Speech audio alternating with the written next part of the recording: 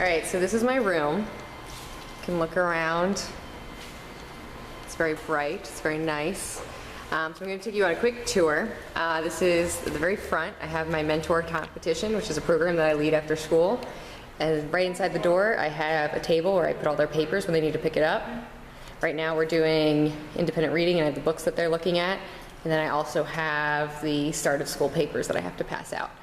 Right here I have my first wall where I put all my announcements and my classroom vision and values.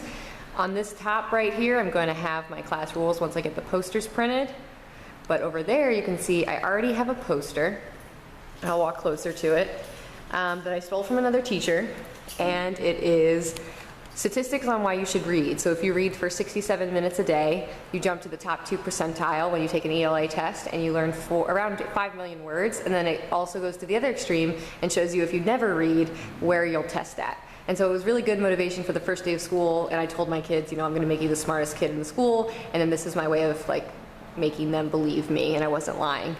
Over here I have my front wall, and I need to zoom out somehow. There we go. I have my front wall. On the right side, I have, the date, which I never change, it's already Tuesday. I have the homework, I have the class, the objective, and the agenda right here. And then I have my second class that I teach. In the middle, because my projector isn't working, I have the warm-up, then some notes we took. And then over here, I have the drill, which is our vocab drill. We haven't started it yet, which is why it says that. We have my shout-outs, which kids get really excited about. And then I have my props and my drops, which is something I stole from another teacher. So every time they speak out and are brave, I write a prop and their initials. Every time they are on their phone or something, I write their initials and a drop. Let's go around this way.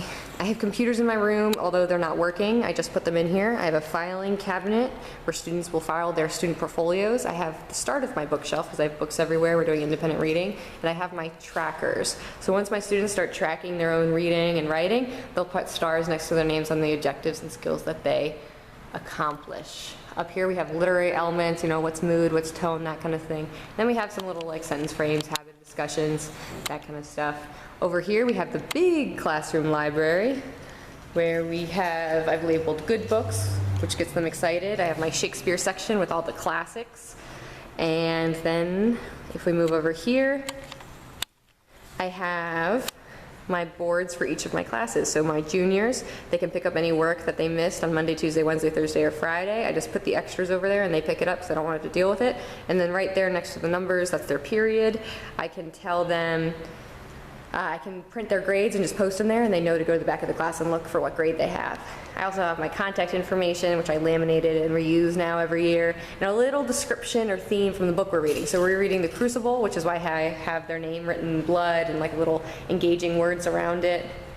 And then if you look to the other side, I have the other wall with my other class. Same type of thing, just a different class, college writing, the work that they missed, in a place for their grade to go. This is my printer and my binders. I have tons of binders. One for each of my student parent contacts, one for my lesson plans, and then one binder, which I'll show you about, and the teacher told me this, with just little folders of all my extras throughout the whole year. So not only do I put the work in the folders on the wall after that week cycles over, I put them in here. That way if a kid comes to me on the last day of the school year and says, I need to redo this homework, and they're allowed to, I can easily pull out the first assignment ever, because it is all archived right there, and it comes in a lot of help, so I don't have to make copies on the last day before the quarter ends. Let's see, this is my desk. Got my speakers, I have my computer, all my filing. This blue bin is where I collect their homework, or where I pick up their homework and I file it and then I put it on my desk to grade. That way they can't sneak it in there when they turn it in. I have my favorite books that they can pick up. I have my hall passes and my behavior monitoring sheets in case they get in trouble. And I have my FEL schedule. That's really boring. Around here though, more computers. This is our writing center. So we have a college board over here with the world, and along with that we also have things that you need to get into college. So resume templates, cover letter templates, personal statement templates, And then in our writing center, we have a tutor tracker for our tutor competition. We have a client competition, so the most people who come and get tutored. And then we have all of our dictionaries and writing center tools. If any student needs help with anything, they come to the writing center. More books, and a secret library. More books. And then here is the most important thing. This is where students turn in work. So as you can see, they're different colors, but that's just because I inherited different colors. They're labeled. So period 6, this is where period 6 turns in their homework. I accept it. No, before the bell, before the start of class. If they turn it in after the start of class, they do not get credit.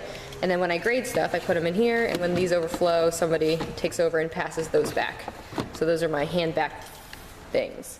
I got all of this for free, and I just figured out a way to use it. So what I recommend for all you first year teachers is try not to buy stuff, just try to inherit stuff and figure out a purpose for it. And this is my classroom. I hope you enjoyed the tour, and I hope your first year of teaching goes excellently.